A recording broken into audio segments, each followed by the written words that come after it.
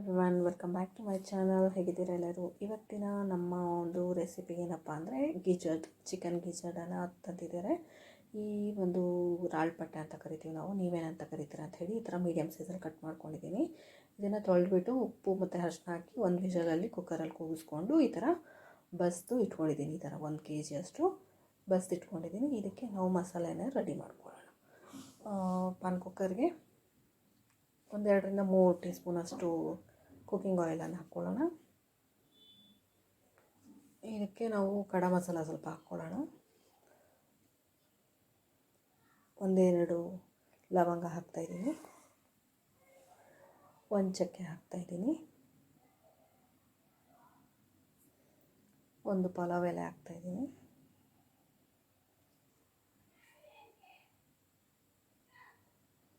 1 ಏಲಕ್ಕಿಯನ್ನು ತುಂಚಿಬಿಟ್ಟು ಹಾಕ್ತಾಯಿದ್ದೀನಿ.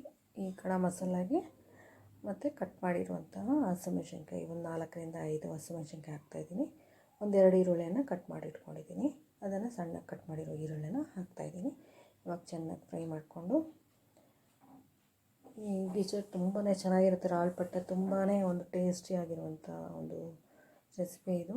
ಈ ಥರ ನಾವು ನೀರನ್ನು ಬಸ್ಬಿಟ್ಟು ಮಾಡೋದ್ರಿಂದ ತುಂಬ ಒಳ್ಳೆ ಟೇಸ್ಟ್ ಬರುತ್ತೆ. ಮತ್ತು ಅದರಲ್ಲಿರುವಂಥ ಕೌಸೆಲ್ಲನೂ ಹೊಟ್ಟೋಗಿರುತ್ತೆ. ಒಳ್ಳೆ ಟೇಸ್ಟ್ ಕೂಡ ಚೆನ್ನಾಗಿರುತ್ತೆ.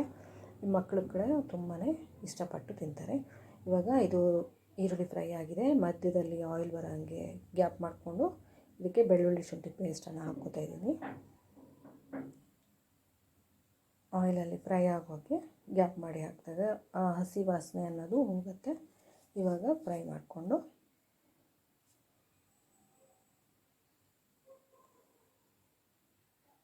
ಚೆನ್ನಾಗಿ ಫ್ರೈ ಆದಮೇಲೆ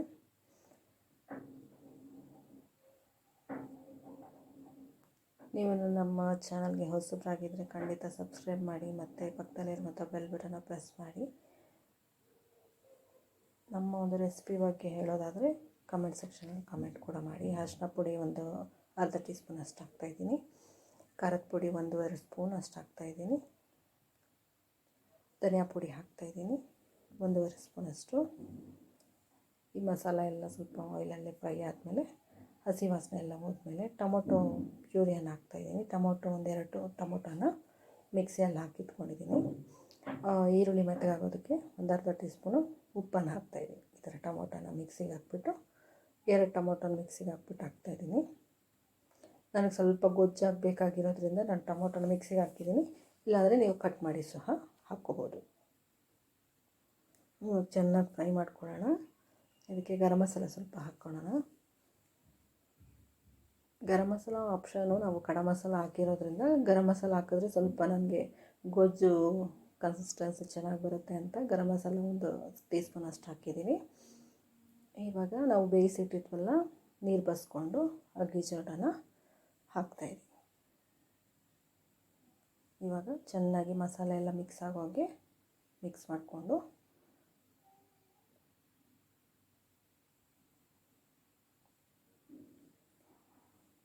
ಇದು ಮಕ್ಕಳಿಗಂತೂ ತುಂಬಾ ಒಳ್ಳೆಯದು. ಮಕ್ಕಳಿಗೆ ಹೊಟ್ಟೆ ಜೀರ್ಣಶಕ್ತಿ ವೀಕ್ ಇರ್ತಾರಲ್ವ, ಅವರಿಗೆ ಈ ಒಂದು ಗಿಜರ್ಡನ್ನು ಮಾಡ್ಕೊಳ್ಳೋದ್ರಿಂದ ಜೀರ್ಣಶಕ್ತಿ ಚೆನ್ನಾಗಾಗುತ್ತೆ. ಕೋಳಿ ಯಾವ ಥರ ನಮ್ಮ ಭತ್ತ ಹಾಕಿದಾಗ ಭತ್ತನ ತಿಂದು ಅರಗಿಸ್ಕೊಳುತ್ತೋ ಆ ರೀತಿ ಈ ಒಂದು ಪಟ್ಟೆ ಅಷ್ಟು ಸ್ಟ್ರಾಂಗ್ ಇರುತ್ತೆ ಅಂತ ಇದನ್ನು ಮಾಡಿಕೊಡ್ತಾಯಿದ್ರು ನಮ್ಮ ಅಜ್ಜಿಯವರು. ಅದೇ ಥರ ನಾನು ಒಂದು ತಿಂಗಳಿಗೆ ಒಂದ್ಸರಿ ಅಂತೂ ನನ್ನ ಮಕ್ಳಿಗೆ ಮಾಡಿಕೊಡ್ತಾ ಇರ್ತೀನಿ. ತುಂಬಾ ಟೇಸ್ಟಿನೂ ಆಗಿರುತ್ತೆ, ತುಂಬ ಹೆಲ್ದಿ ಕೂಡ. ಇದು ರಾಳ್ಪಟ್ಟೆ ತಿನ್ನೋದ್ರಿಂದ ಅಷ್ಟು ಹೀಟ್ ಏನೂ ಆಗೋದಿಲ್ಲ. ನಮಗೆ ಚಿಕನ್ ತಿಂದಾಗ ಆಗುವಂಥ ಹೀಟ್ ಏನಾಗುತ್ತೆ ಅದು ಈ ಒಂದು ರಾಳ್ಪಟ್ಟೆ ತಿನ್ನೋದ್ರಿಂದ ಬರೋದೇ ಇಲ್ಲ. ಇವಾಗ ಕೊತ್ತಂಬರಿ ಸ್ವಲ್ಪ ಹಾಕ್ಕೊಳ್ಳೋಣ. ಇವಾಗಲೇ ಸ್ವಲ್ಪ ಉಪ್ಪು ಖಾರ ಟೇಸ್ಟ್ ನೋಡಿಕೊಂಡು ನಾವು ಇವಾಗಲೇ ಉಪ್ಪು ಬೇಕೋ ಖಾರ ಬೇಕೋ ನೋಡಿಕೊಂಡು ಹಾಕ್ಕೋಬೇಕಾಗಿರುತ್ತೆ. ಸ್ವಲ್ಪ ಉಪ್ಪು ಕಮ್ಮಿ ಇದೆ. ಇವಾಗ ಹಾಕಿಬಿಟ್ಟು ಕುಕ್ಕರನ್ನು ಕ್ಲೋಸ್ ಮಾಡ್ಕೊಳ್ಳೋಣ. 1-2 ವಿಷಲ್ ಕೂಗಿಸ್ಕೊಂಡು